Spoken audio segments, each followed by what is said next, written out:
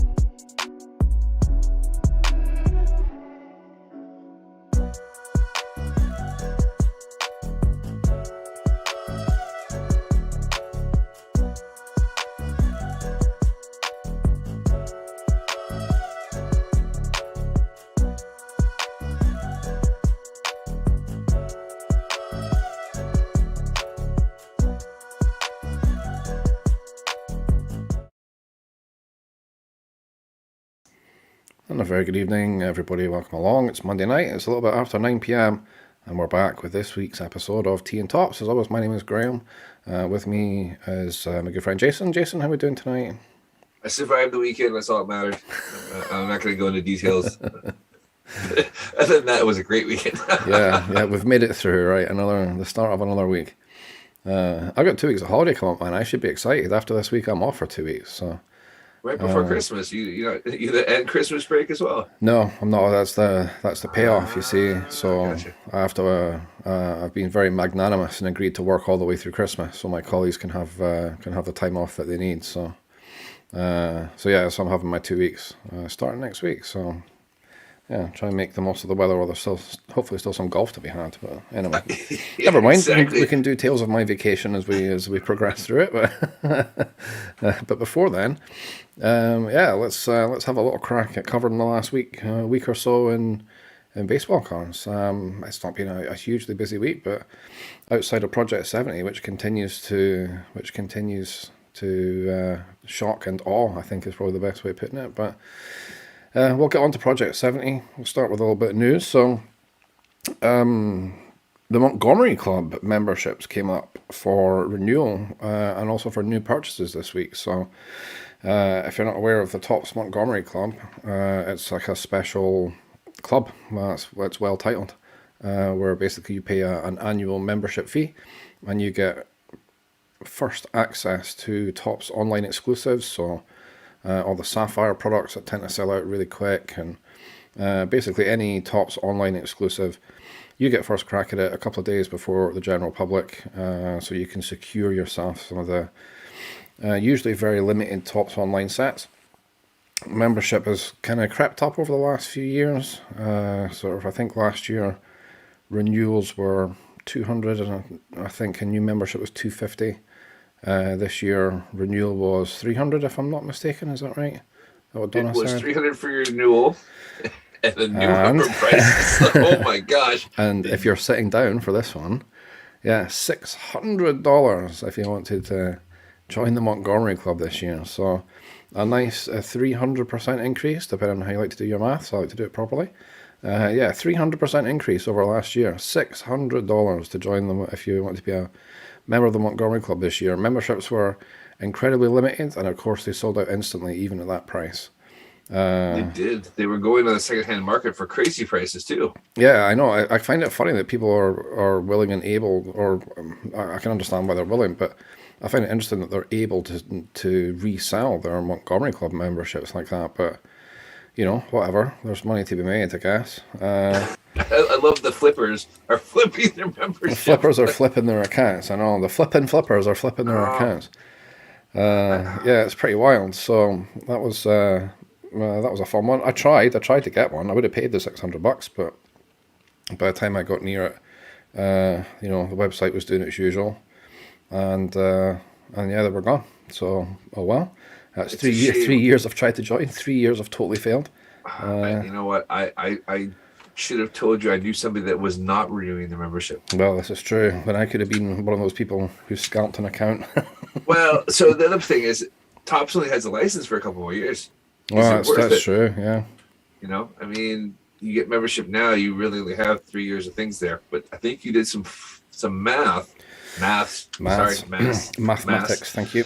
Yes, and you figured out what would happen if you bought everything. Yeah, well, I can't take credit for it. I saw it in one of the, I think it was one of the Project 70 and online exclusive groups, or whatever that group calls itself now. So somebody had run the numbers on all of the exclusive products that Topps offered in the last calendar year for the Montgomery Club, and if you had purchased your allowance, which I think is for most products is 2 boxes you're allowed to buy. So if you bought your allowance and sat on them and sold them at that day's price, which I think was 2 or 3 days before Montgomery Club went live, you stood to make around about $7,000 in profit if you had flipped all the stuff you had bought. So yeah, if you're going to look at it that way, then $600, I guess, is small change. When those are the kind of returns that you can aspire to. I'm not going to say they'd be guaranteed, but you can aspire to make those kind of returns just by flipping the exclusives that you get access to. Yeah, I mean, you get given stuff as well. You know, there's like an exclusive Montgomery Club base set and those kind of things as well. It's not just the access to the online exclusives, but that's the main thing that people go for, because you're guaranteeing you're going to get some of these products that sell out immensely quickly. You know, Bowman Sapphire, great example. Topps Chrome Sapphire, another good one. The Formula One Sapphire, which was mega popular this year, it went in a heartbeat as well. And of course, those boxes were going for 5-6 times their money right after they were released. So, yeah, I mean, the attraction's there. Like I said, I guess you put anything in a car these days, and you can get 5 times your money. Certainly, garbage pail kids. Let's go. Except for Project 70 Except cars. for Project 70 cars and Bazooka Joe. Bazooka Joe, yes. Yeah, good old Bazooka Joe. But yeah, that's a really good point. I never thought about that. Yeah, of course, we don't know what's going to happen in 3 years' time when Topps lose the license and what that's going to mean for all these things, I suppose. But yeah, for Montgomery Club as well. So I guess if you're going to make hay while the sun shines. But interestingly enough, you were saying just before we came on air, just on the subject of Topps losing the license, that the Fanatics are starting to advertise for They are. They're jobs. looking for a senior graphic designer to obviously go into the card company outside of business there. So everyone speculated that they were going to buy Topps, Upper Deck, Panini. Well, they're advertising jobs now for graphic designers to create cards. So that's that's not what we expected. We expected them to throw money at the problem and use the name, and they still might do that. But maybe they're going to shoot for the moon and bring someone in with senior design experience, and then bring the Topps team or something like that onto it or not. But I mean, we're talking 3 years out, and they're already hiring. Yeah, Could I have, mean, these fanatic cards. I guess it kind of makes sense, right? If you think of the traditional baseball card, so picture of baseball player on card design, then that's, I guess, very much in the wheelhouse of a graphic designer rather than like an artist, So make that designation. Let's start there. So yeah, I mean, they could be doing a Fanatics exclusive set, I guess. They want to have their own design stamp on it. It'd be interesting to see actually if anybody from Topps or Panini or whoever, probably Topps, I would imagine would be the one most likely. But if it's like, oh yeah, I'm a senior designer with Topps, well, I might as well go and apply for the senior designer job with Fanatics now. Because the writing's on the wall. Yeah, you'd like to think that if you did have industry experience, that would probably go pretty far to land you that position. So that would be kind of interesting.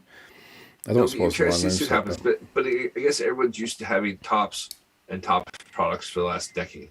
Like I said, Yeah, exactly. Yeah. So, I mean, people forget, you look at the Junk LX era, you had Score, which was around for a decade.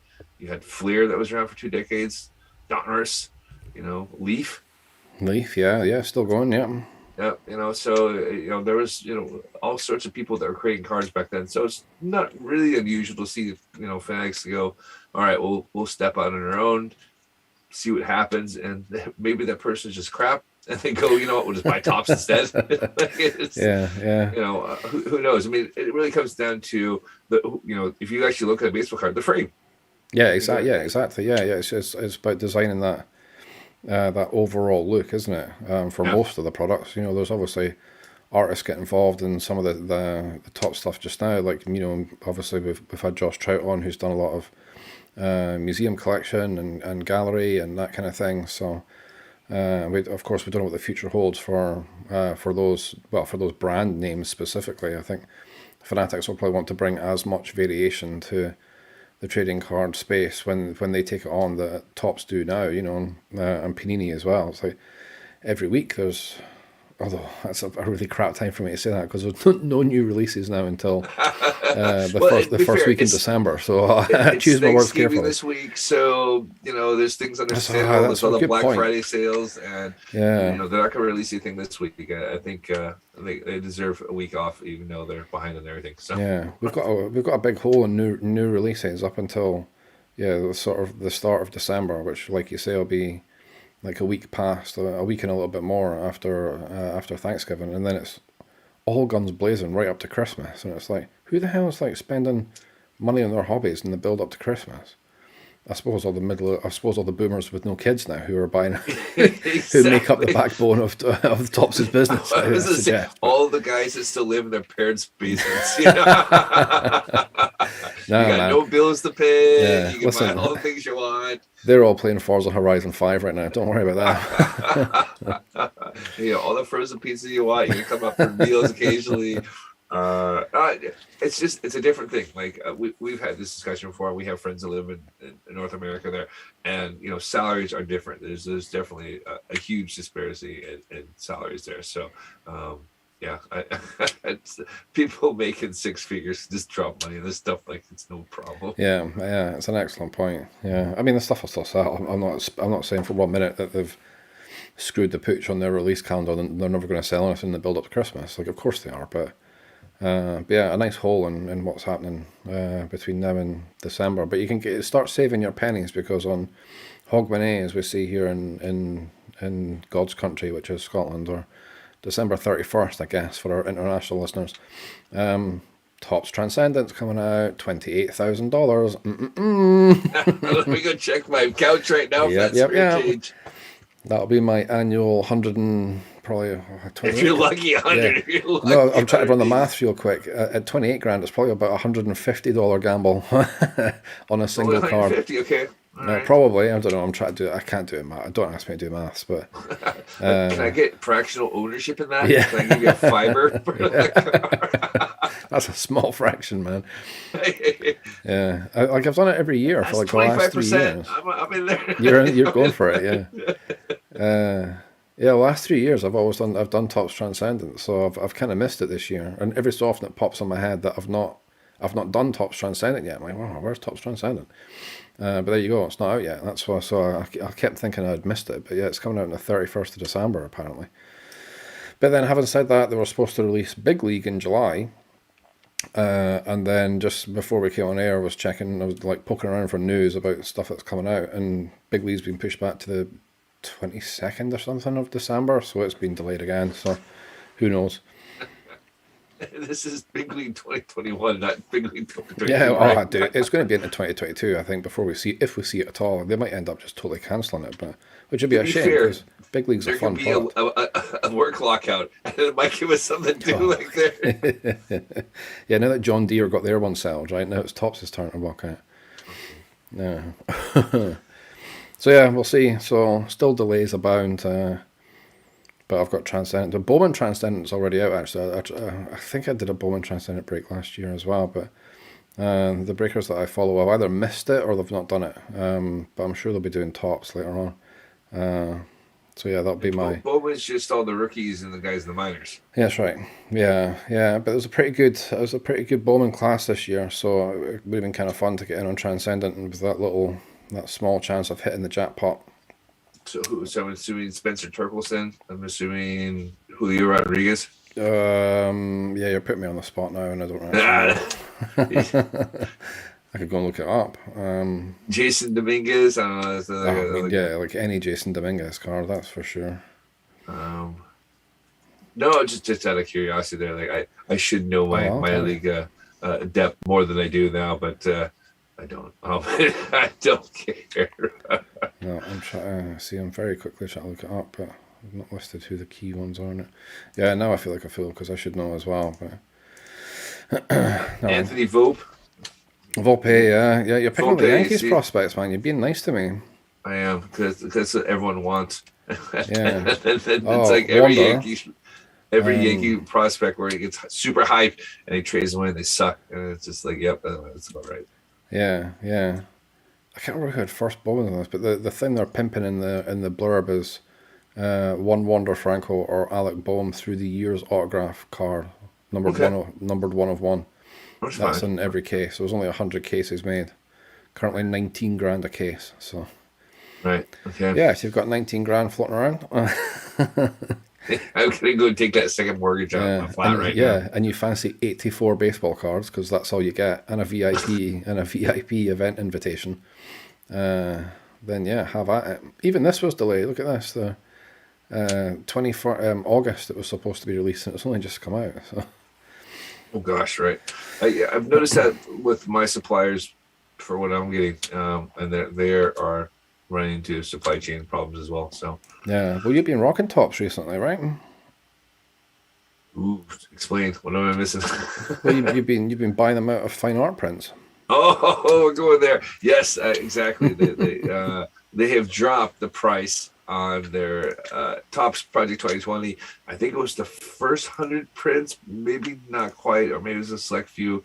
I don't think I saw anything by Mr. Cartoon, but yes, they've dropped it from $400 to $150, which is still outrageous. And I bought two. And I'm still gonna buy probably another two. Yeah, but then Topps funded that for you, right? Technically, so. Technically, it did, and it's I had amassed over 20,000 Topps Now points from all my purchases there, and I had no idea what to do with it. And I sold it for 50 cents on the dollar to somebody else for just cash. There we go. And there you go. And so I was actually able to buy Gregory Siff's George Brett card, the fine art print, and it was cheaper than what I paid for his actual card. So that's nuts. But listen, that's a great way of funding it, right? That's half the reason we do what we do. It's nice to get these little perks every now and again, right? It makes it worthwhile. Yeah, absolutely. Like I didn't know what else to do with my Topps Now points. I actually have the Jared Kelenic debut card. I bought a 10-pack of those. I bought a 10-pack of the Field of Dreams. Oh yeah. Mm-hmm. I bought a couple of Braves Now World Series cards for people because I figured it'd be good for a giveaway.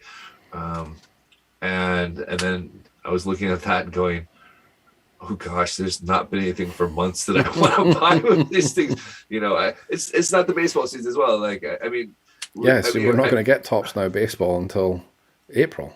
April, yeah, and I've got my Bernie Sanders cards that I got. Oh, I don't know where my Bernie cards are. I think they're in my drawer. Yeah, exactly. So you've got your Bernie Mittens cards. You're like, okay, I got those. And they were just kind of joke purchases. So when I saw somebody that was looking to pay 50 cents on the dollar for them, I was like, you know what? I can actually get a fine art print of something I like. And I was already super excited that I had finally figured out how to move all my my crypto into cash. Course, yeah. And that was my treat, was actually to buy the Gregory Siff George Brett card. And then now I bought the fine art print. So nice one. The other one being the Ermsey Ichiro, which I think is a great one as well. But yeah, I'm still tempted to buy Siff's Ripken and Fuki's Ripken as well, which I really like. But yeah. So these are on sale direct at Topps, right? Directly at Topps. Apparently, it's only for a limited time, and then no one seems to know what's going to happen to them after that. I mean, they've had them for a year; they haven't sold out yet. There might be a Black Friday sale. I'm going to reach out to my person at Topps to see if they know anything about that, and see how much longer this might actually be around or not, because there might be a Black Friday sale. There was last year, which would drop the price even more, and if they drop the price even more, then I'm definitely picking up 2, maybe 3. Yeah. But of course, it's crazy that you can buy a limited edition 1 of 99 print for cheaper than the card. That's nuts, isn't it? That is crazy. But yeah, of course, it's like Thanksgiving's this Thursday, right? It is this Thursday, yes. So Black Friday week, Thanksgiving week, Cyber Monday coming up. There are some deals to be had. Glenn has just popped in the chat. Good evening, Glenn. Nice to have you with us. And that reminded me that COMC, or Check Out My Cars, whatever they're called, sort of consignment sales service, but you can pick up singles and that kind of stuff from there as well. They're doing a Black Friday thing this week as well, so we'll give them a shout out, because they're one of the few places, a few companies of that ilk that will happily and gladly post to these fair aisles. So if you are on the hunt for single cars, go check out comc.com, because they've got a sale on just now. Glenn is using it to pick up his Topps Heritage short prints, so surfing the web looking for those and listening to us for no good reason. Yeah, exactly. He's not at the pub tonight. He's not at the pub tonight. The Pot Still. Is it the Pot Pot Still? Still in Glasgow. Yeah, shout out to the Pot Still in Glasgow. Yeah, exactly. I've never been, but I feel like I feel like I've been heaps. I see Glenn there all the time. I think I know more of Glenn's pub routine than the pubs local to me here in Aberdeen. Oh, jeez. Glenn's worried about his Lions there on Thanksgiving. Yes, they are going to get stuffed. Your game last night was pretty ugly. I didn't realize their quarterback somehow has a job in the NFL, despite his collegiate career. He threw 3 times more interceptions than touchdowns. Oh, goodness. Yeah, like it's kind of this ongoing joke of how this guy's actually employed, because he's only good at throwing interceptions, and it's pretty bad. Anyways, we won't bash on the Lions. They do enough on their own stuff there. So yeah. I mean, the Tigers is bad enough, right, Glenn? Jeez. Joking again. So yeah, keep an eye out for some deals. Topps UK, they're doing 10% off all this week. I saw a Facebook advertisement for that earlier on today. So Topps UK, if you're in the UK, you're looking to pick up some cards. There's no baseball currently available, but there are lots of other stuff, match tax, F1, that kind of stuff. Baseball cards last week. Yeah, but I bought them all. Did you actually buy them all? Yeah, I bought 4 boxes of Topps Stadium Club Chrome. Yeah. Wow. Okay. They're coming here, and they'll be here on Thursday. So, yeah, we're breaking those over the weekend. I shouldn't be plugging the business, but hey ho. There you go. So yeah, they're supposed to be here. I got the dispatch notification today, saying they'll be here on Thursday. So that's so. I think I'm not going to say that Topps is the best at communication or distribution, but I'm guessing it got left on a pallet. I got shipped over here, and they go, "Oh, we've got like 10 boxes of stuff." They didn't sell out very quickly. I mean, they sold out eventually, of course, but they didn't sell out very quickly. I picked up 4. They reasonably priced. Yes, they were very reasonable price. £75 per box. So $100 is, I'm assuming, the Yeah, equivalent. kind of. Yeah, but from hobby shops in the US, they're 149. Oh, right. Okay. Yeah, so yeah, pretty good price. I mean, to get a hobby box of anything for £75 is pretty great value. Outside of Right. the minor league stuff, I just got some Topps Heritage minor league in, and it's pretty well priced. But yeah, to get something like Stadium Club, and especially a shiny product as well, Stadium Club Chrome, not just Stadium Club, but Stadium Club Chrome. So to get some shiny baseball cards for 75 quid a box is a bit of a steal. So you got only 2 boxes. That's great. That's good to Yeah, well, that's the thing. It's like when you do pick up UK stock and people figure out you picked up UK stock, they know exactly how much you paid for it, right? So hear. it's very easy to be exposed if you're going to try and take the piss if you buy these things and try and resell them. Like if you if I try like I would never turn around and try and sell it for 150 quid because people are just like, right, you're being a dickhead because we know how much you paid for it, right? So you got to be Exactly. careful. You got to respect the market and respect that you're dealing with experienced collectors here. People don't mind paying a little bit extra when you're doing box breaks because they still get into the product cheaper than 75 quid, and they appreciate it takes a bit of time and effort to sort the cards and all that kind of stuff, and so you can get away with adding like 20 quid on to what you pay. But yeah, if you're going to try and there's the people who turn around in the Facebook groups and put them on eBay at like £125 and stuff, you're like, all right, okay, behave yourself. You're just going to end up giving yourself a shit reputation, and your reputation's worth more than anything else in this game, especially in this country. So Yeah, absolutely. Yeah, you it's got to just be a real small careful. community. Yeah. You piss one people off or have one deal wrong, everyone knows Yeah, about it. yeah. It's not just that it's a small community; it's like a super knowledgeable one as well. So you're just not going to get away with that behaviour. But I'm pretty sure we've talked about this in the past. But in previous episodes, so go check out previous episodes available on There we Apple go. Podcasts, Spotify, or anywhere else you get your podcasts. There's a quick plug for us. So yeah, Eventually, yeah, when we it's- build that website, we can actually have people go to the website and find yeah, episodes it's there. true. Yeah, when our link tree isn't just a link to our OnlyFans, there'll be other stuff on there as well. You know how many times I want to make that comment when you posted something Yeah. on shit? No, link It's like, Linktree's just got such a terrible association with it now. It's like, oh Christ, we're gonna have to find a different link provider. People will be it's expecting, all right. It is what it is. So yeah, people will be expecting hot, hard seltzer pictures or something from us on our OnlyFans. I know. I just had a thought of a seltzer and a boiling pot of water. Your hot seltzer. Here you go. Oh, jeez. My dad joke for the night. Yeah, We've well gone done, there. well played. Speaking of seltzer, I watched all the Bud Light adverts in the Seahawks game last night. There is wild cherry and lime seltzer. Wild cherry and lime, golly. They have some kind of like retro flavor thing kind of going on there. Yeah.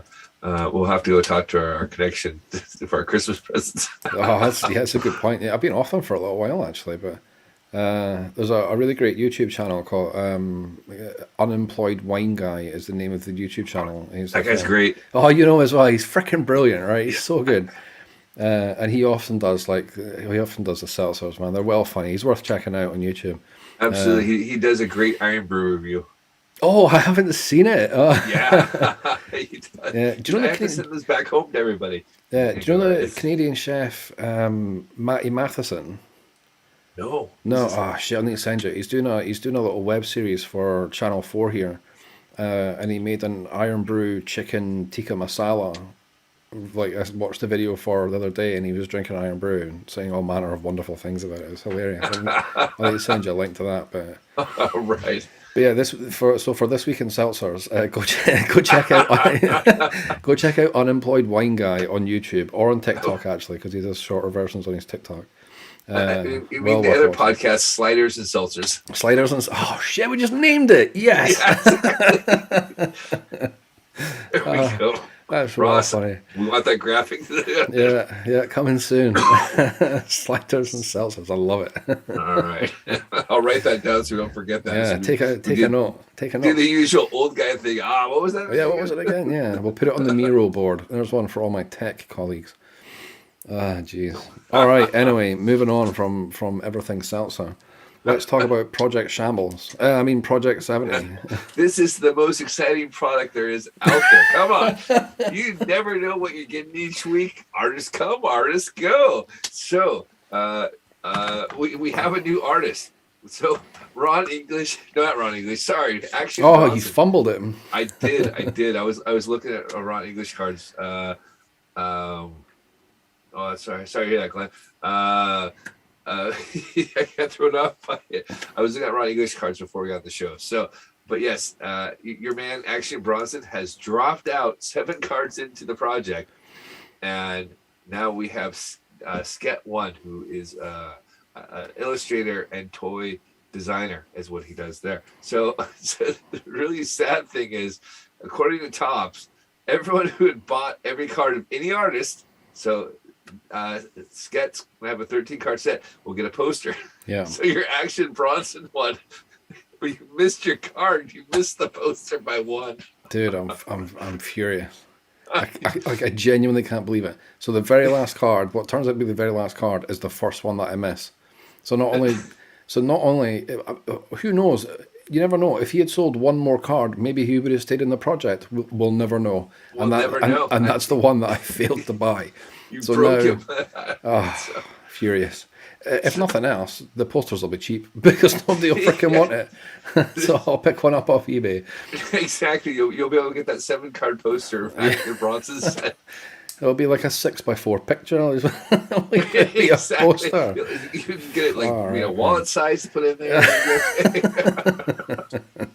Yes. So all of a sudden we had a Shohei Ohtani appear, and everyone kind of wondered who did this one. We kind of recognized it, and we spent, at least I spent some time trying to figure out who it was there. And if you recognize Sket1's work, it's because he previously did the card Yastrzemski for Toy Tokyo. If you look at that card, it's very similar to that. So it's someone new-ish to the project. New-ish, He's at least had a card there, and seems like a nice guy. I chatted to him for a little bit, kind of see, everyone had a million questions like, are you here temporarily? Who are you replacing? What's going on? Do we get a poster? And they come to an agreement with him and Topps. He's going to do the rest of 12 cards now. And if you buy his set, you get his poster as well too.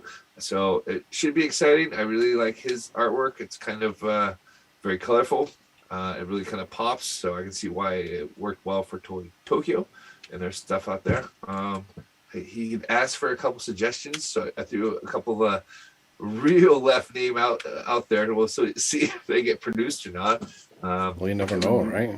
Hey, like I said, the Dave Parker card happened, so we'll throw out some. We're going to end up being the key influencers. Yeah, we're going to be the key influencers in this project by the end of it. We are. We're the only ones who still give a shit, clearly. Yeah, exactly. So it'll be interesting there. So if you see a really random name appear on one of his cards, that would be me. It's going to be someone obscure. You're going to go, who? What? Yeah, if it does happen, we'll be taking full credit. So yeah, I'm sure we'll... Absolutely. Screenshots like previously. Yeah. Taking the credit for that. But he's excited to work on the project. He likes to engage with the fans. He's already done a bit of engagement on social media there. So it's nice to see that they replaced him with somebody that actually, cared. I guess the best way of putting it. That probably is the best way of putting it, yeah. I mean, I guess we'll never know. We'll never find out why the Bronson bit didn't happen, but whether it was artistic difference, I mean, it was pretty obvious the way the set was going to go, right? It was going to continue on the same theme. Yeah, and you know what? Like you were buying it from the start. And I was in from the start.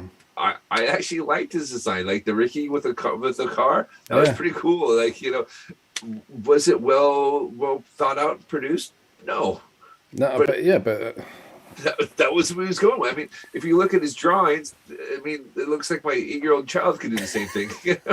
Yeah, I mean, it was just like, I don't want to call it hack Photoshop stuff, but it was Photoshop, but they were all going to be of the same design and following the same design language. It would have been a cool set once it was all finished. So absolutely. And I guess we'll never know, but yeah, This is why I like the Ron English set.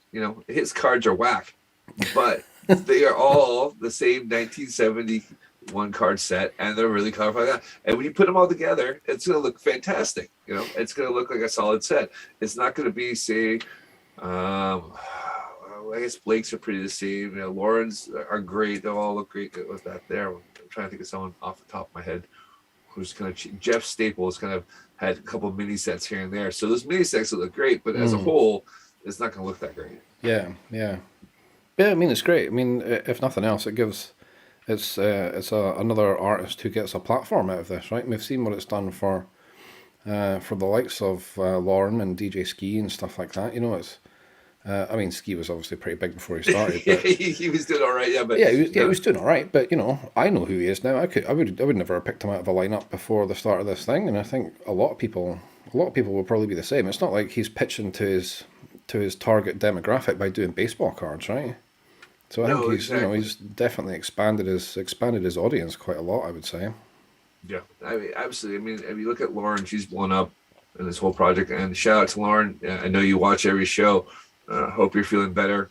Get well soon. So Indeed, yeah. I saw she was in her latest email or newsletter thing saying she was on the road to recovery. So that's good news. Yeah. So, but yeah, absolutely. So yeah, I mean, if anything, we got exposed to a few more artists we didn't know previously, and like it or not, it's something else out there, and I appreciate it's art. So it's not going to appeal to everyone. So. But you know what? You know me. I'm all in on this. I've spent way too much money on this. But like you say, it's a fun thing, right? Topps have obviously seen the value in it. Continuing it on from Project 2020, and of course, with this being the 70th anniversary of Topps baseball cards, it's a good time to do it. Like I say, whether or not we see anything moving forward, especially because, I mean, I imagine they would start winding the stuff down, but. We've already seen that Lauren's got, again, we spoke about this a little bit last week, but Lauren's got her set coming out, her Topps and Lauren Taylor set coming out. Project 2020 artist Tyson Beck, he's doing pretty regular releases for Topps now. In fact, he's got a new one coming out this week sometime, actually. UEFA Champions League Gold, which is a Tyson Beck design. Right, is that the big reveal that he was going to tell us about? I'm trying to get into it. Oh, quite possibly. I mean, he said he had a UK release coming out at some point, so I'm assuming this is it. It could be that then, yeah. I mean, if that's not like an exclusive, that was like a Topps Facebook post that I saw. Right.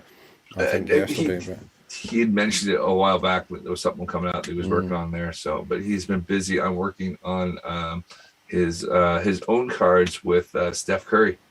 Ooh. Yeah, so he's a big basketball guy. So he did. He was already partnered up with Giannis, and I'm going to attempt Andy DeCumbo as my best guess at pronouncing his name.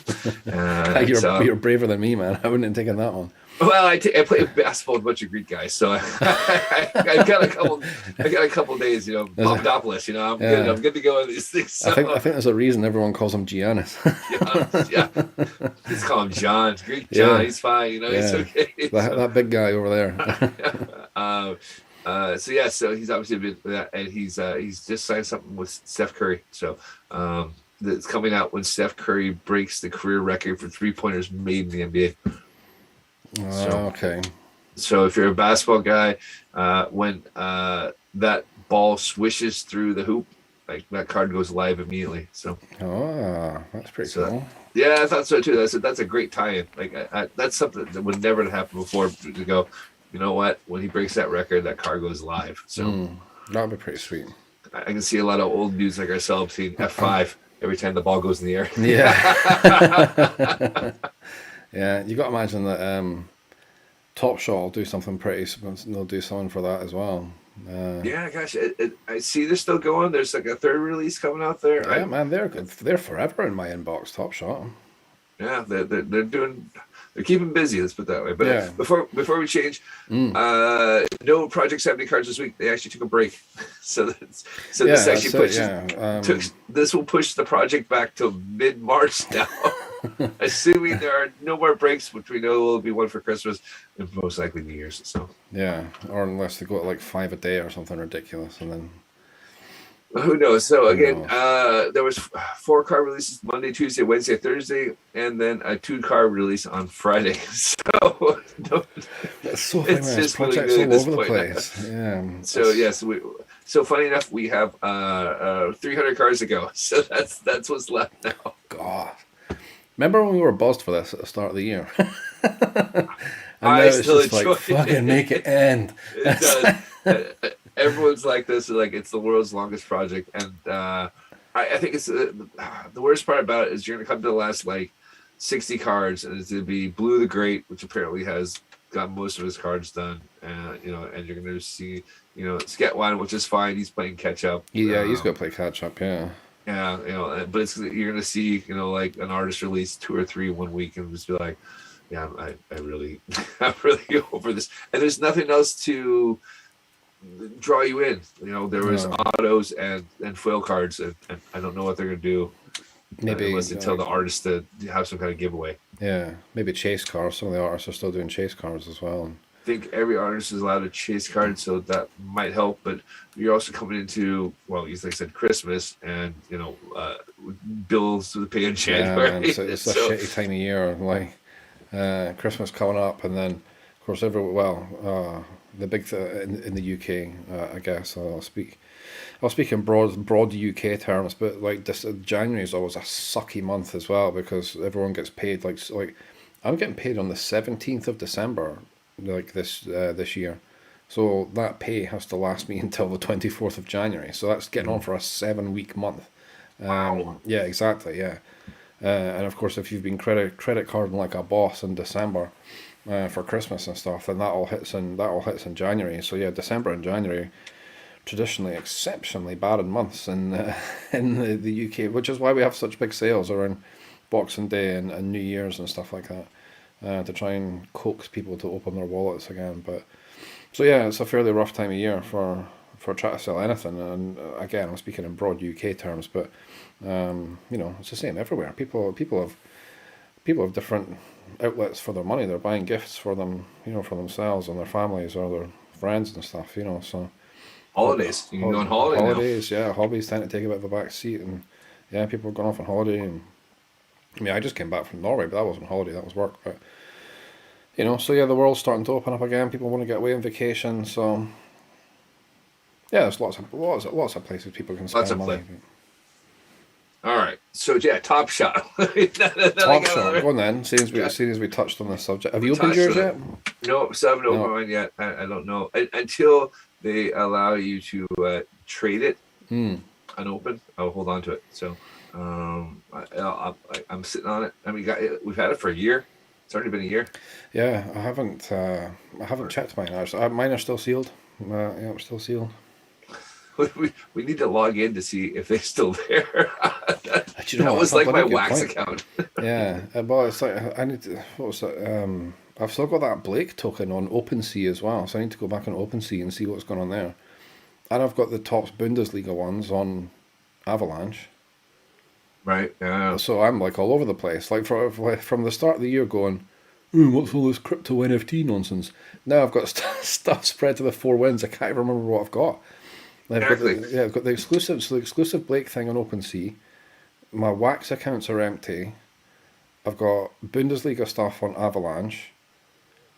And I've got Top Shot as well on Dapper Labs. So there you go. At least I feel like Dapper Lab's the easiest one to deal with. They've had by far the best purchasing experience, that's for sure. Yeah.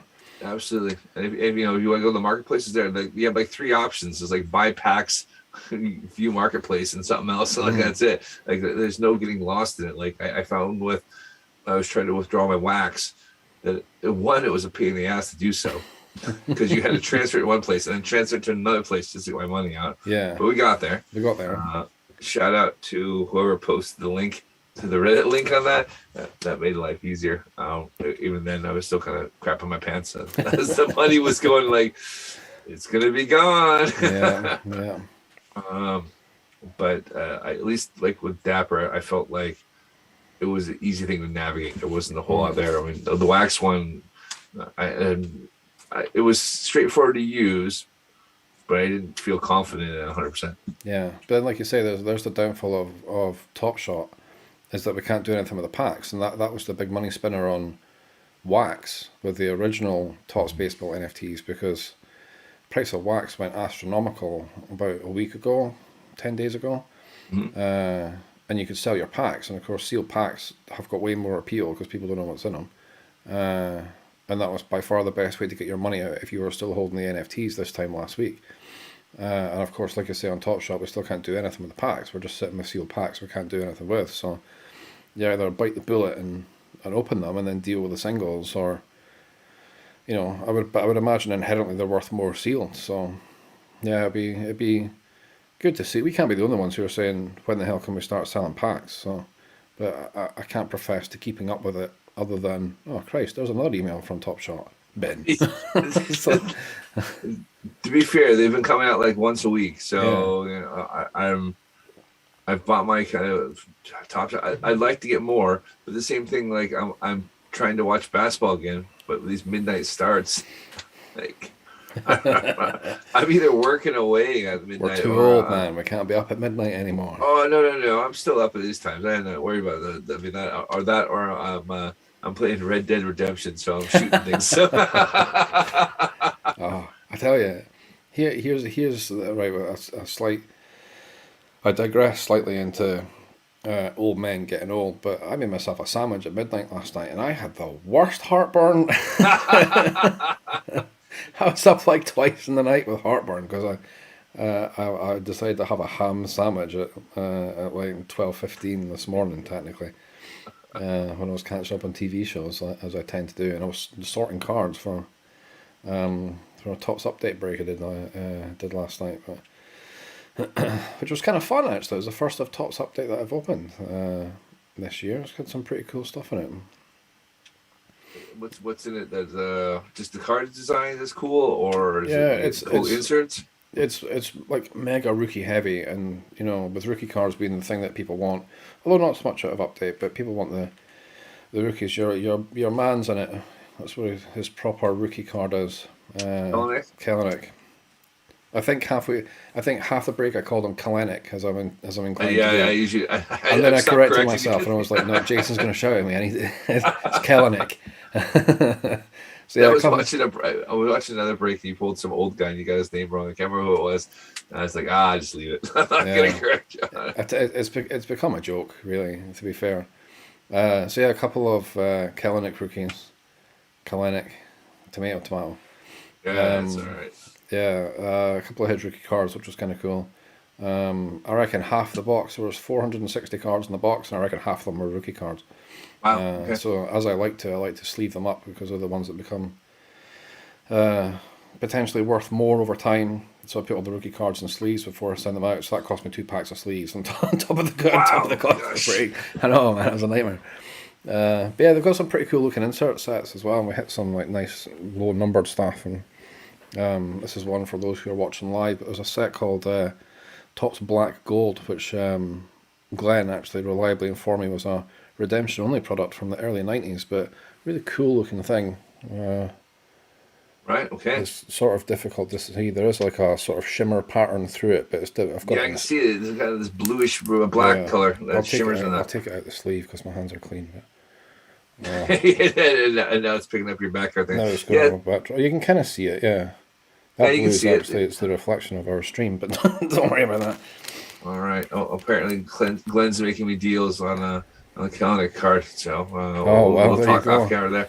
They've not shipped yet, Glenn. So if you can persuade Jason to open his wallet, I'll just send them straight to him. I'm all about fractional ownership.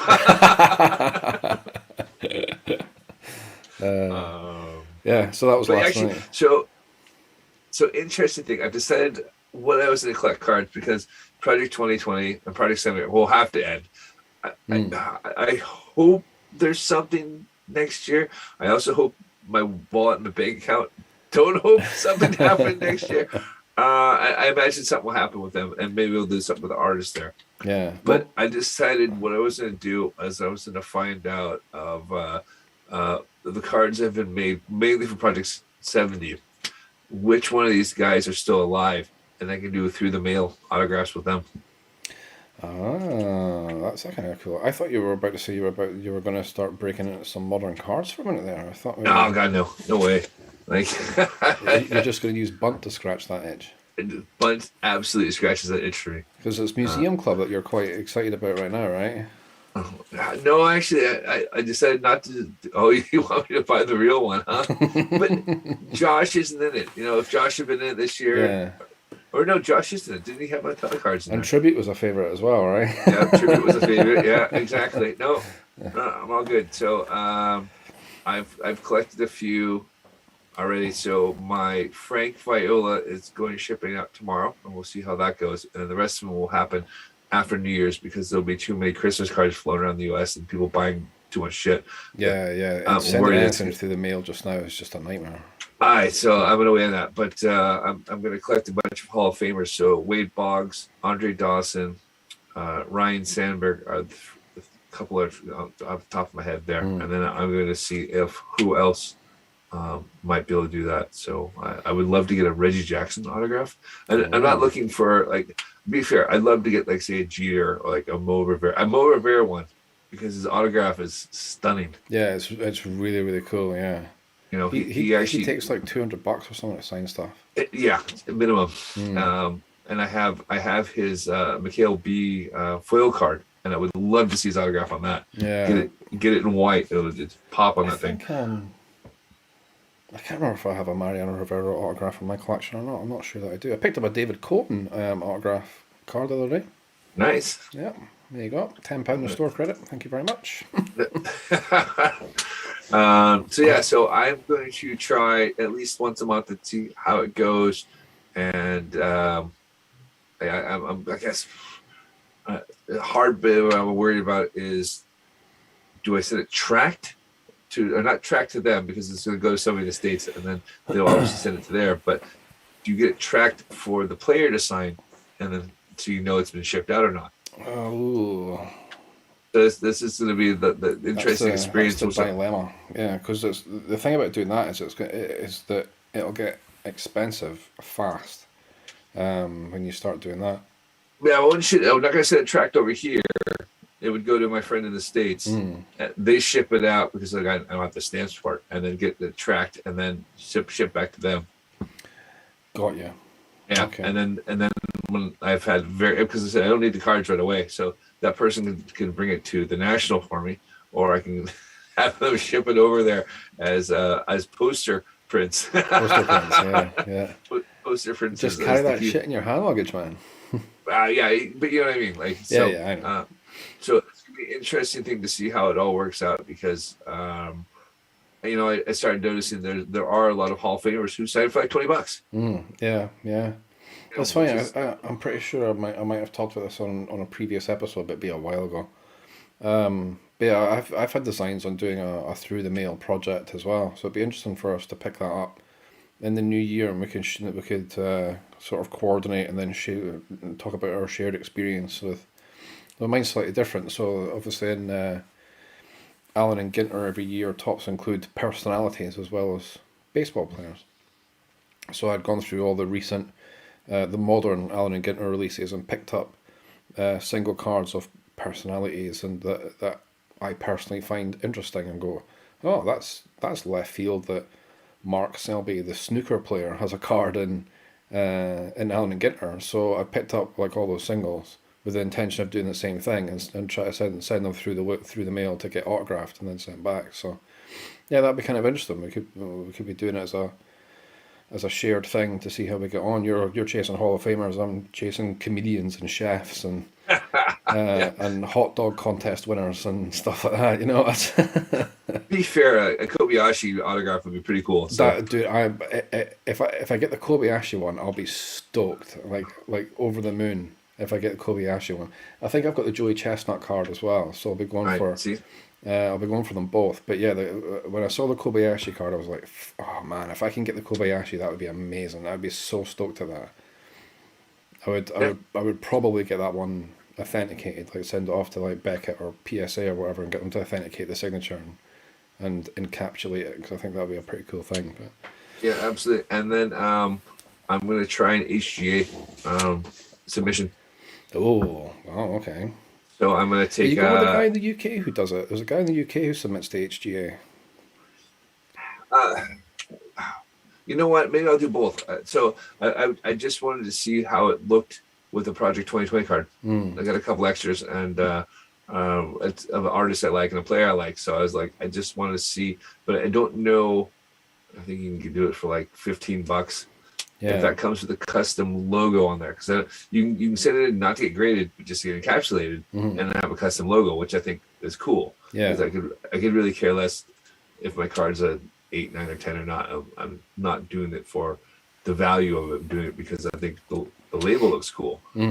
So I want to do a couple of those there. But funny enough, because I have a U.S. shipping address, I don't need to use that guy. But it could be interesting to try both. Yeah. The grading thing sort of, for a while there, it felt like everybody and their dog was starting up like a grading submission thing, but it seems to have kind of slackened off a little bit. But with Beckett and PSA shutting down their intake, then I guess that kind of put a lid on it for a little while. I mean, I was flirting with the idea of starting out myself, and then every time I've looked at it, and sort of analysed, well, what's my level of effort, versus potential returns versus, what happens if a box gets run over on its way back here, and it's like, I don't really know if it's worth the stress to take it on, if I'm honest. So there seems to be enough people who are doing, certainly Beckett and PSA, and now HGA as well, because they seem to kind of be the flavour of the month, because like you say, they do the cool labels that go on their holders. One that still interested me the most is CGC. I heard of that. I don't know if I just got that. I don't know if I just Is completely it butchered SCG? that. Not SGC. So SGC obviously been around for a while, and Yeah. kind of known for their vintage grading more than anything else. All right. Yeah, The CGC stands for, hold please,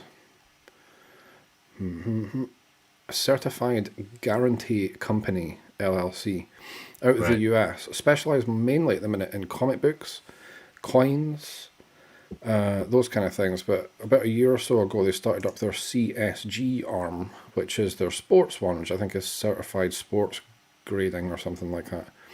And this was them branching out into sports cards.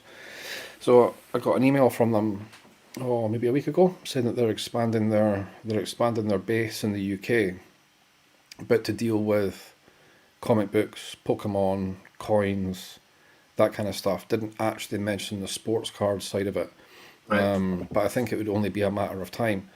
So that could be potentially one of the more major grading card companies that we'll have direct access to in the UK, so won't have to use a US mailing service or a company like Ludkins, who I guess are the big one for doing PSA submissions for Pokemon here in the UK, or like the 3 or 4 people I've seen, with Facebook groups, whatever, and do group submissions that way. So we might actually get direct access to a sports card grader in the UK maybe within the next year, which would be kind of awesome.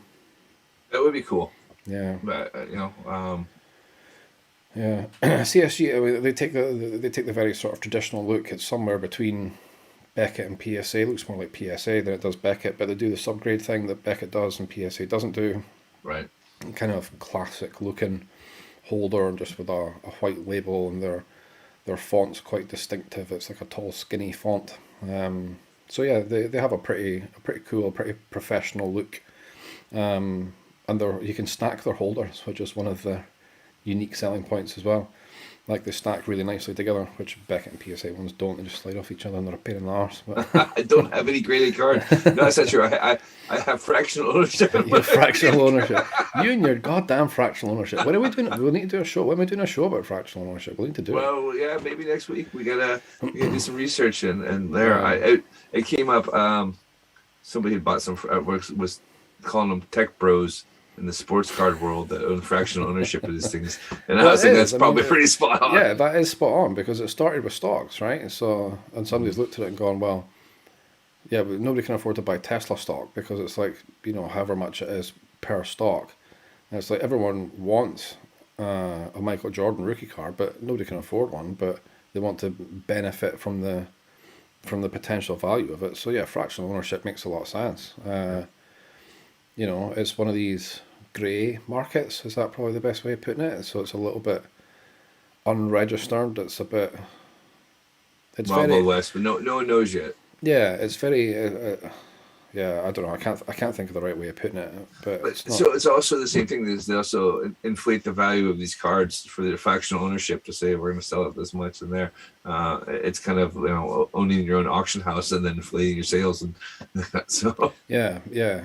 I guess that's kind of what I was getting at. It is a bit of a closed loop as far as the sale thing goes. I mean, where quite how they work the value of the card, you know, because it's only worth what it sells for, right? You could speculate Exactly. that you've got a Jordan rookie and it'll sell for however much a Jordan rookie sells for.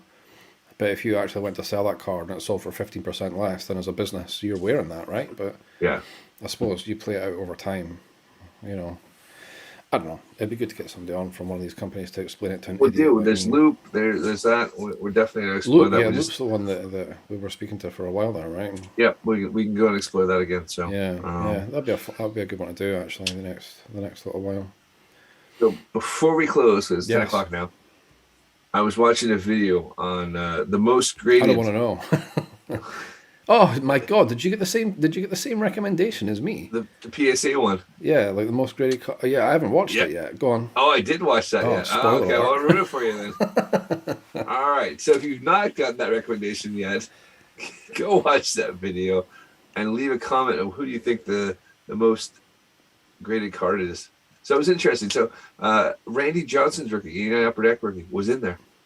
Wow. Okay. That was not something I expected to see in the top 20. Yeah. We're going for the most graded player or the most graded card? Hard. So his Oof. 89 Upper Deck was, I think it was 14th overall and most submitted for PSA grading. Is it Junk Era? There's a Ronald Acuna card in the top 20. Yeah, I'm speculating as to what might be number one. You're supposed to help me try and figure it out. Well, I was gonna tell you off camera now because you're gonna watch the video. No, well, let's not give it away. But let's have some Oh, it's some absolutely junk clues era. without. It's absolutely the top 5. I think are all junk era. At least the top 4 are. okay. So Well, that's interesting. So we know it's Junk Era. junk era. I don't But know. it was good I'm video. not I going to watched start that. throwing out names because I'll just embarrass myself. So To be fair, I didn't actually watch the thing. I just kind of went, "Ooh, who's the numbers?" And then went, skip. skip. So I could figure out Yeah, who it fair was. enough. Yeah. And of course, it was all through all sports. That wasn't just baseball. Okay. But is number one a baseball card? Number 1 is a baseball card. Yeah. Okay. So Glenn's saying the 86 tops traded Barry Bonds card. It is in the top 5, but it's not the number 1. So Okay. Good guess, though, Glenn. I like that. that's a solid guess, yeah. Yeah, I have multiples of these cards, so I just even laughed think. about it. It's like, yeah, I would see that. I would absolutely go and go. Okay, yeah.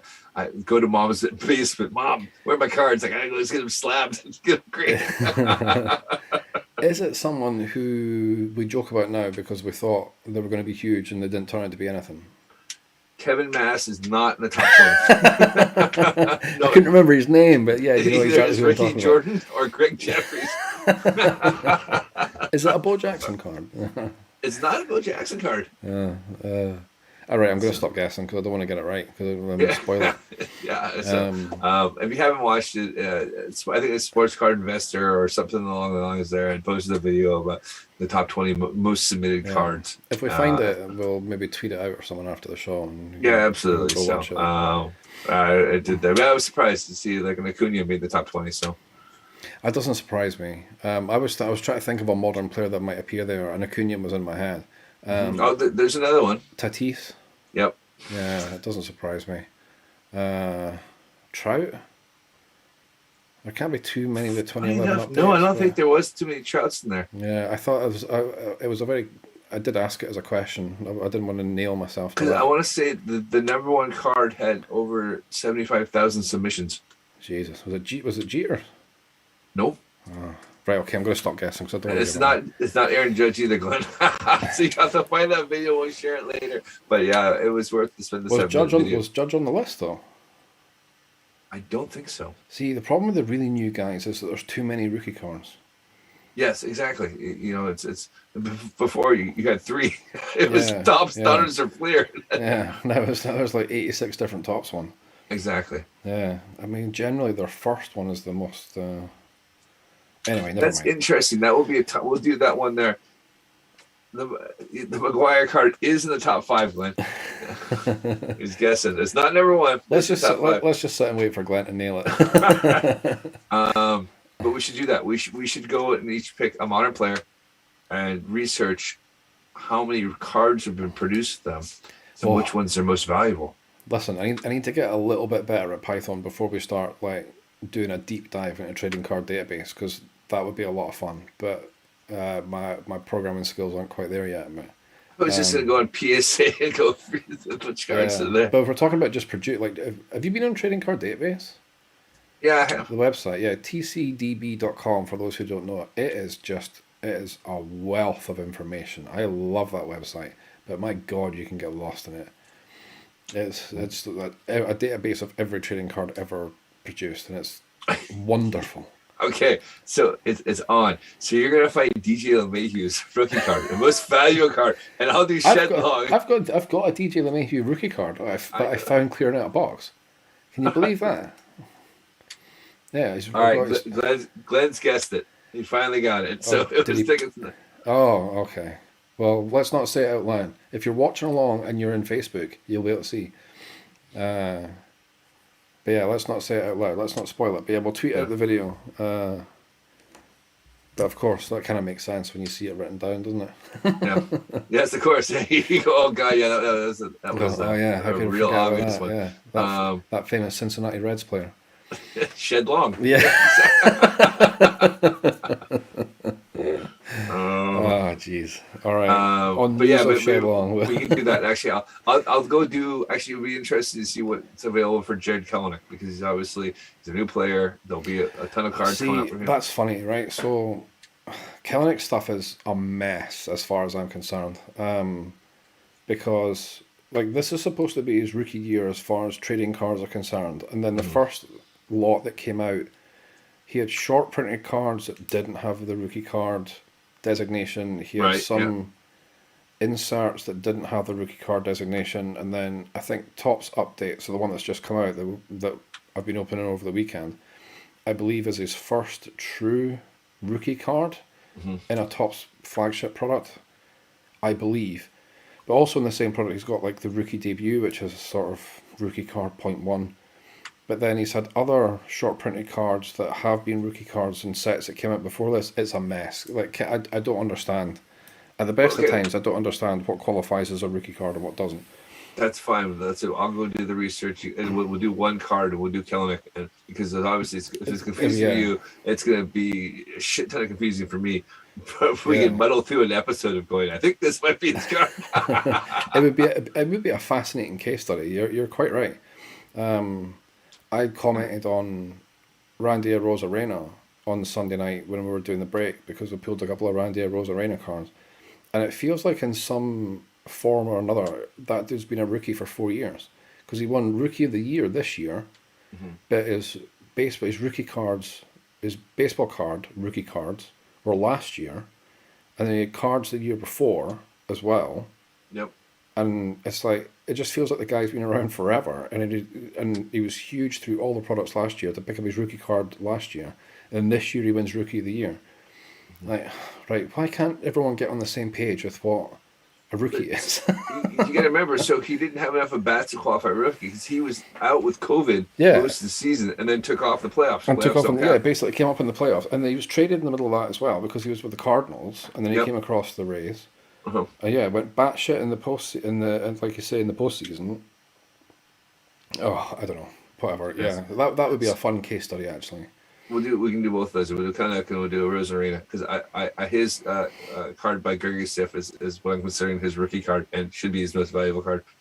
Should because I have one. I was hitting Arozarenas all over the place, all over the shop for a while, but Yeah, I felt Let's do that. Yeah, we'll find a show. We'll do on that. We have some guests coming up as well. We just got to find a date to get them on. We made an exciting new connection earlier today, that could be an amazing guest to come on. So let's keep a lid on that one for the meantime. yeah, exactly. But just say that we're not taking a break over the break. We'll be going there because I will escape our families. Yeah, I'm working, so I'm not going anywhere. So yeah, I'll be working all the way through it. So I mean, Christmas days. No, it's not. Christmas days are Saturday. I was thinking it's the Monday, but no, I've got the Monday off as the Christmas Day stand-in. So yeah, absolutely, we'll be going right through Christmas. So Glenn's asking about the UK show. I'm assuming you're talking about the Northern show that's like in Bolton. I did see that question, but I don't kind of know enough about it to speak about it yet. But yeah, there is supposed to be a card show in the north of the UK, which I believe is scheduled for early 2022, which is being touted as a northern card show. Those of us in Scotland take huge offence to that, because anything north of flipping Birmingham seems to be the class as north, and that's still like 6 hours away for me. So yeah, I kind of don't really know anything about it. I know it's at Bolton, a stadium in Bolton. Bolton is it's around the Manchester, Liverpool kind of area. I've probably just upset half the country by saying that. I don't actually know where it is. You should let me say that kind of stuff. I know. Shit, I know, right? Yeah. Exactly. Let the stupid Americans say it. Geography. Yeah. Apparently that qualifies as the north. Like, that's still a flight for me, so I won't be there. We're easier to go to Greece and go check out the brick and mortar shop in the only approved store in Europe by the looks of things. Yeah. Last I saw, they were aiming for, I think, about 35 tables or something like that. So that's a fairly reasonable size, I think, for a UK show. I don't really know. If there was something, I've kicked around the idea of trying to organise something in Scotland. But every time I think that would be a good idea, Glenn's just said the same thing exactly as I said that.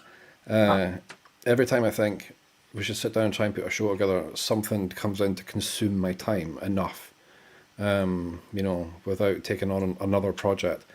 Myself and Chris Bates, I'm sure he won't mind me name dropping him, we spoke at some length back in the middle of the year about try to set up a proper UK show for 2022, maybe around Manchester, because we figured that was fairly central for most of the UK without it being London, because London's an inconvenience for anyone who isn't actually. It's like an hour to get anywhere in London. Yeah, exactly. Yeah. Whereas Manchester's kind of 4 hours from everywhere, apart from me. Up here in Aberdeen, it's a bit further for me, but I'd probably fly. And just have my stuff shipped if I was going to do it. I don't know what I would do, but Manchester's about as far south, I think, is acceptable for those of us north, compared to going to London to do like a UK show. And there's plenty of good exhibition space in Manchester where we could do a whole UK show. But yeah, a lesser inconvenience, as Glenn has put it so succinctly in our comments. Yeah, Manchester is a lesser inconvenience than going to London, especially for the likes of Glenn and our great city in the west, which is Glasgow, because it's only a few hours down the M6 to get to Manchester, so it's not bad at all. But yeah, like I say, it's discussions got so far, and then other things sort of took over time and whatever else. We've not actually got that off the ground yet, but it's nice to see that people are taking the bull by the horns. I know there's been a couple down in London, a couple of card shows in London, or one that was London, it was actually damn near in the sea. It wasn't really in London, but like, good effort.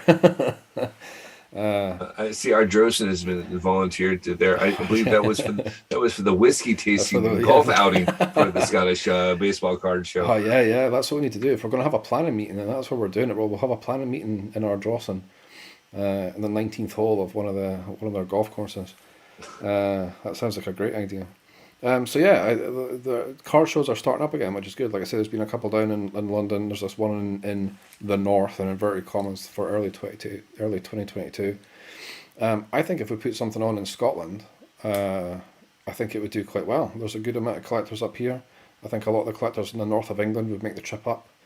So, kind of Newcastle and that kind of area on the east, and well, I don't really know the west coast of this country very well, but I think Edinburgh is a good sell. You can tell your missus to come along. well, They yeah, I have mean, things to do. We have things to do. yeah, You know, it sounds Edinburgh's a ideal. fantastic fit for us. Yeah.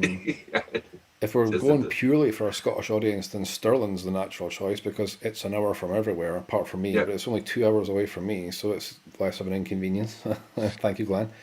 So Stirling would be like a great place as well. But yeah, I think to try and attract people from the proper north of England as well, then You're making a weekend of it. yeah, probably Glasgow's maybe the more sensible option because it's only 45 Interesting. minutes from Edinburgh and it's You're gonna got be way better stabbed. motorway links to the north of England than the East Coast does.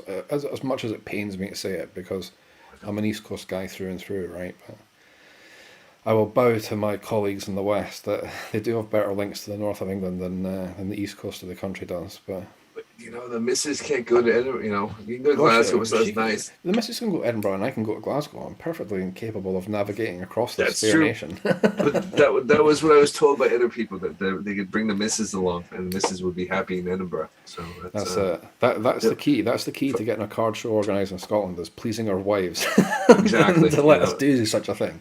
yes. You're gonna do what this weekend? Okay. Yes. All right. Oh. Yeah, I'm going to go and sit in a conference space with lots of other people. Come and join in; it'll be fun. Look at my cards. Yeah, I'll be fun. Hey, actually, you know what? Yeah, if we don't get a card show, we definitely need to get a beer with everyone. yeah, definitely, yeah. Like Bolton that early in the year is not doable for me. I would like to go to one. Like if we if we don't end up organising one, it maybe would be fun to go and take in a UK show sometime. We could do it as a road trip. We could blog it or something. We could be all cool and we could Gotta do practice for next year. Yeah, man, that's fair. Yeah, it'd be a good dry run. So yeah, it's on the list of things for 2022.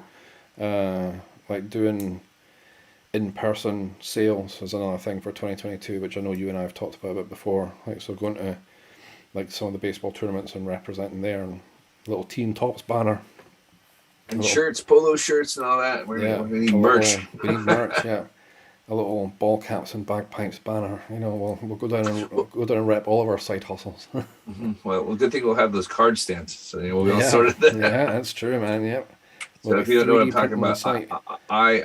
that too. I hit something. I won some card stands on Twitter. So Yeah. and won the Shohei Ohtani Keysure card. So Yeah, man, you've been hitting jackpots all over the place, right? Right. All right, man. I said I bought a lotto ticket. It didn't work so much. I needed a lotto tickets. Yeah. Yeah, You should you should name drop that company, man, that you won the voucher from. I can't remember it, but That's what I couldn't remember either. oh Hold on a Christ! second. Right, let's quickly check Twitter. You know, Our 7 listeners would love to know about it. it is Slab Stand. So There you I go. won.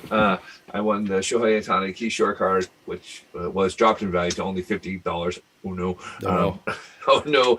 And but they do 3D printing and they do card stands there. So I won $100 credit for there. So there would be a teaandtopps card stand. There will be a Derek Classics card stand, and there will be a Shutout Sports card stand, and a Sanctuary Body Arts for our buddy Ross. So Oh yeah, of course. Yeah. So he can put his Mr. Cartoon Ichiro card up at his shop.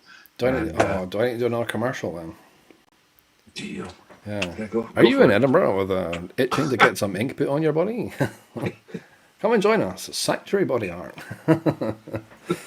Oh, every time I go there, I feel like they just look at me like a blank canvas. So, Dude, I got one, man. Come on, you have to. yeah, when we get that 1,000th follower on Twitter, I'll get the tops one. Oh, you can't say things like this because we still need to drag our good friend Nick Watson across to the. Cost. That doesn't count. Yeah, we still need to get Nick across, who promised us a maple leaf chest tattoo. Yes. He still needs to get that done. Good thing he does not listen to our podcast. He's not one of our I know, friends. right? Yeah. No, that's actually Mike Keller who doesn't listen to our podcast. He's the one who put I him think to he was sleep. genuinely scared when he was over last year that we were going to do something to him. Well, we should put him in handcuffs and just drag him to the store. See how that goes. Yeah. Come in and see the shop. Come in. Here, drink this. Just lay down for you. Yeah, for a little bit. Yeah, drink this, and he wakes up 3 hours later. Yeah. Oh. All right, there we that's go. kinda funny. We were supposed to leave at 10, 20 minutes later. We're I still know, chatting away. a bonus 15 minutes, but it's been a fun 15 minutes. All right, fantastic. Well, we shall round up this week's episode then and end it there. But so yeah, basically lots of fun stuff to come, even though it's Christmas coming up. Yeah, we'll leave it there for this week. Thanks to Glenn for commenting along and guessing the most submitted card to PSA. Well done. Go watch that video if you can find it. Like I said, we'll tweet a link out to it after the show because we can't actually remember who it's by. Yeah, we're going to try to use Facebook more. We've been active on Twitter, reposting to Instagram because I've been lazy about that. And yes, I will. Instead of putting up 4 card runs as posts, I'll do a giant post on there. Because last thing you want to know is not. I know I like Project 70, but not everyone else does. So, now we've got a whole week where there's no Project 70 news. But thank God it is Thanksgiving and my daughter's birthday. So shout out to my soon-to-be 5-year-old Daisy for her birthday, and that will keep me busy this week.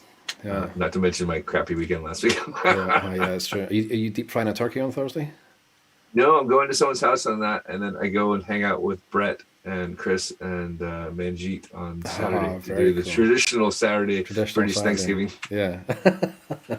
Oh well, fantastic. That sounds like a pretty decent week. I'm going to be working. There you go. And my daughter's going into hospital on Thursday, so that's what we've got to look forward to. Yay! I'll ask you about that off here. So she's just getting a tooth out. It's nothing mad. She's getting a tooth out. A little bit of dental work, and her dad's needing a dentist as well, but never mind that. All right, anywho, let's round it up there. Jason, thanks again. It's been a good one this week. Enjoyed it. We will release this as a rambly podcast on Wednesday. Wednesday 9 p.m. It'll be out as a podcast. Apple Podcasts, Spotify, wherever you get your podcasts from, you'll find us on there at teaandtopps, and we will see you again next Monday, 9 p.m, live here on Twitch, twitch.tv/teaandtopps. You'll get us across Facebook as well. Find us on Insta and Twitter and all those good things as well. Since last week, we've not yet got a TikTok where we're going to start doing dances, but we're not ruling it out. I've been practicing. That's yeah. Once they do like a really easy dance, then maybe we'll consider it. So no TikTok yet, but we got the one dun dun dun dun. Oh my God, you know it. Oh. I'm pretty sure our TikTok feeds are completely different. So no, probably not. All right, awesome. Jason, thanks again. And thanks for listening, everybody. We'll catch you next Monday, 9 p.m. UK. Until then, stay safe. Take care of yourselves. Take care. Happy Thanksgiving to our American followers. It's and not happy North American ones. They've already had Canadian Thanksgiving, but to our American followers, yes, thanks. Have a nice Thanksgiving. Enjoy much turkey. And pumpkin pie. And pumpkin pie, yeah. And, quickly, sweet potato pie. No, that's not a thing for us. Really? Yeah. I watched Binging with Babish, very popular YouTube cookery channel. He made sweet potato casserole, I think, and it had marshmallows on top. Yep. Okay. It's not bad. All right, okay. Is that your 30-second review? It's not bad. We have a traditional kind of things that we always do there, and that was not part of our tradition. It's basically sweet potatoes, and you throw a marshmallow and melt it on top. Like I said, you put it on my plate and eat it, but I don't seek it out. It's not one of those things. Yeah, interesting. All right, enjoy your diabetes, everybody. All right, catch you guys later. Will do.